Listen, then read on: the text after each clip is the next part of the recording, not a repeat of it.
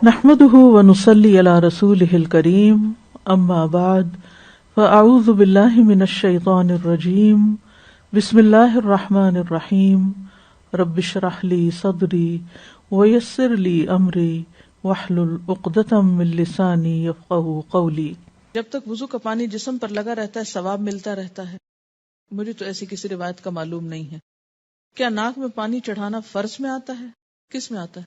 سنت ہے، اور زیادہ اوپر تک لے جانا سنت ہے، پسندیدہ ہے۔ اگر کوئی نہ لے جا سکے اور خطرہ ہو کہ وہ سانس کی نالی میں چلا جائے گا، اتنا ہی چڑھا بیٹھے اور غوطہ کھا جائے، کیونکہ جب پریکٹس نہیں ہوتی تو مشکل ہوتا ہے۔ لیکن اس کا یہ مطلب نہیں کہ ناک کو صرف ٹچ کرے پانی آپ کا، اس پانی کو کچھ نہ کچھ اندر جانا چاہیے تاکہ اندر کے جرمز اور میل کچیل باہر آئے۔ اگر قرآن پڑھتے پڑھتے وضو باقی نہ رہے تو کیا قرآن پڑھ سکتے ہیں یا دوبارہ وضو کرنا ہوگا؟ ابھی جو ہم نے مسئلہ پڑھا ہے اس میں کیا آتا ہے کہ آپ پڑھ سکتے ہیں قرآن پاک، حرج نہیں ہے۔ تحیۃ الوضو کیسے پڑھتے ہیں؟ اس میں یہ ہے کہ وضو کرنے کے فوراً بعد پڑھتے ہیں، یہ نہیں کہ 1 گھنٹہ پہلے آپ نے وضو کیا اور اب آپ تحیۃ الوضو پڑھنے لگے ہیں۔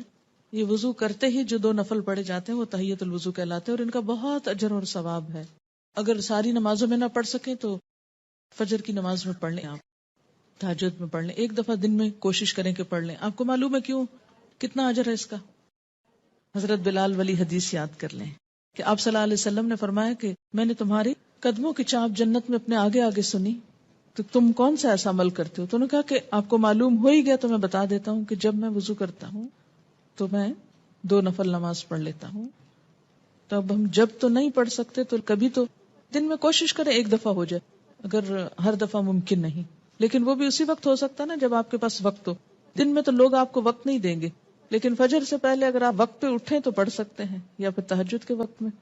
کیا پیاز کھانے سے یا لہسن کھانے سے وضو ٹوٹ جاتا ہے؟ بتائیے۔ نہیں، کچھ بھی کھانے سے وضو نہیں ٹوٹتا، یہ بھی یاد رکھیے، سوائے اس کے کہ گوشت اونٹ کا گوشت ہو، اور وہ آپ کھاتے ہی نہیں ہیں۔ سبحانک اللہم و بحمدک اشہد ان لا الہ الا انت استغفرک و اتوب الیک۔